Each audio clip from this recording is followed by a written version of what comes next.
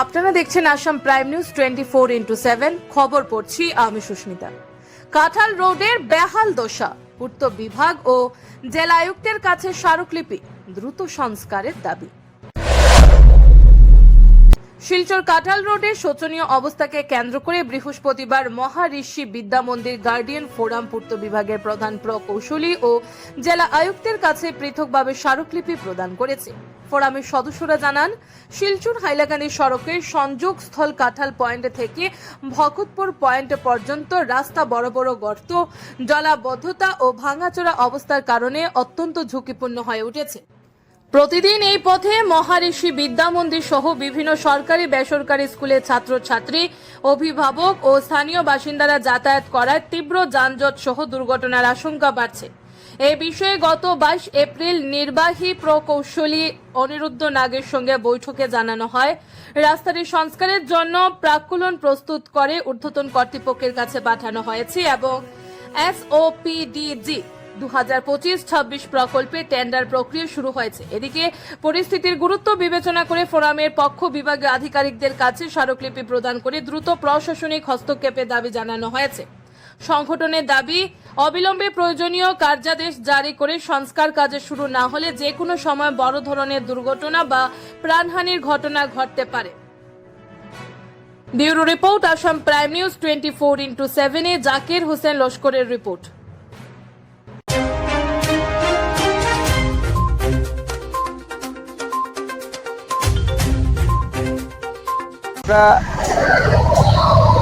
মহর্ষি বিদ্যা মন্দির guardian forum থেকে বিগত 2 বছর থেকে আমরা এই রাস্তাঘাট নিয়ে আমরা বিভিন্ন মাধ্যমে আমাদের প্রেস হোক, মিডিয়া হোক, কিংবা আমাদের PWD executive engineer, district commissioner তথা চিফ ইঞ্জিনিয়ার সবাইকে আমরা স্মারকপত্র দিয়েছিলাম আগে। এবং বিগত যখন সেপ্টেম্বর মাসে স্মারকপত্র দিয়েছিলাম আমরা, তখন পিডব্লিউডি এক্সিকিউটিভ ইঞ্জিনিয়ার আমাদের অনিরুদ্ধ নাগ মহোদয়, উনি আমাদের এসিউরেন্স দিয়েছিলেন যে আমরা রাস্তা করে দেব। তো যাই হোক, প্রাথমিক অবস্থা উনি ঠিক করে দিয়েছিলেন, আমরা না বলবো না, ওনার জন্য আমরা ওনাকে ধন্যবাদ জানাই। এবং ওই সময় উনি কী করেছিলেন, আমাদের যে আগ্রহ দেখেছিলাম আমরা, উনি একটা এস্টিমেট বানিয়েছিলেন গুয়াহাটিতে। তো গতকালকে আমরা এই যে অবস্থা রাস্তার, যখন তখন যে অ্যাক্সিডেন্ট হচ্ছে, কিংবা সবচেয়ে বড় কথাটা হলো যে আমাদের স্কুল টাইমের মধ্যে বড় বড় ট্রাক আসছে, বাস আসছে, অন্য ধরনের বাস আসছে। তো এইগুলোতে কি হয়, শুধুমাত্র আমাদের স্কুলের বাচ্চাদের প্রবলেম হয় না, সঙ্গে সঙ্গে আরেকটা স্কুল আছে, প্লাস এই 2-3টা স্কুল, এখানে সরকারি স্কুল আমাদের সামনেই আছে। এই এলাকার জনসাধারণ প্রায় 7 থেকে 8 হাজার লোকের সমস্যা হচ্ছে। তো এইসব বিষয় নিয়ে আমরা তখন গেছিলাম ডিসি স্যারের কাছে যোগাযোগ করতে, ওনাকে পাইনি। তো আমরা ডিডিসি রাজীব রায় স্যারের সঙ্গে যোগাযোগ করেছিলাম। তো উনি সরকারি কাজে বিভিন্ন জায়গায় ব্যস্ত ছিলেন, তবু উনি আমাদের অ্যাসুরেন্স দিয়েছেন যে ওভার টেলিফোনে যে আমরা সাহায্য করব। তারপরে আমরা গেলাম এক্সিকিউটিভ ইঞ্জিনিয়ার মহোদয়ের কাছে দেখা করতে, যে স্যার এরকম অবস্থা আমাদের, যখন তখন অ্যাক্সিডেন্ট হতে পারে, আপনারা একটা ব্যবস্থা নিন, নাহলে তো মুশকিল হয়ে যাচ্ছে। কেননা বাচ্চারা সঠিক টাইমে স্কুলে পৌঁছতে পারছে না। তো উনি বললেন ঠিক আছে, আমি দেখছি ব্যাপারটা। এবং উনি সঙ্গে সঙ্গে গুয়াহাটিতে আলাপ করে দেখেছেন যে ওনাদের টেন্ডার একটা হয়ে গেছে এই রাস্তার ব্যাপারে। গত আমরা যেটা আলোচনা করেছিলাম, আমরা সেটাকে আন্দোলন বলবো না, তো ওই যেটা আলোচনা করছিলাম, সেই আলোচনার উপরে উনি গুয়াহাটিতে এস্টিমেট পাঠিয়েছিলেন। সেই স্ট্যান্ডার্ডটা অলরেডি টেন্ডার হয়ে গেছে, Guwahati development branch engineer tender হয়ে গেছে।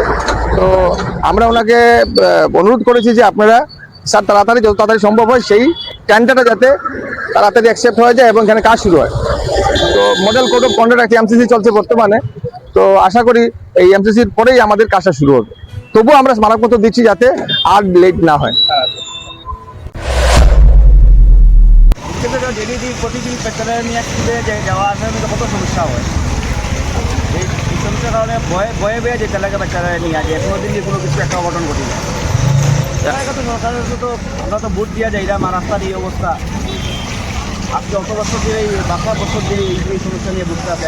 এই রোডে যে অনেকগুলো স্কুল আছে, বাচ্চারা এদিকে আপডাউন করা হয়, জামা হয়, কত অসুবিধা হয় এখানে। তো সময় মতো স্কুলে যেতে পারেননি? সময় মধ্যে যাওয়া খুব টাফ হয়।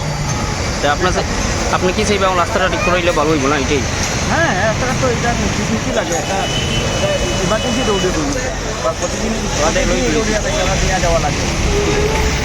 এদিকে 2টা স্কুল আছে, অবস্থা খারাপ, বাচ্চার বহুত কষ্ট হয়ে যায়। ওটা একটু দেখবো, জাম প্রচুর জাম লাগে, বাচ্চার নিয়ে বহুত কষ্ট হয়ে যায়। এখান থেকে রাস্তাটা দেখলে বাচ্চারা বহুত ভালো লাগবে।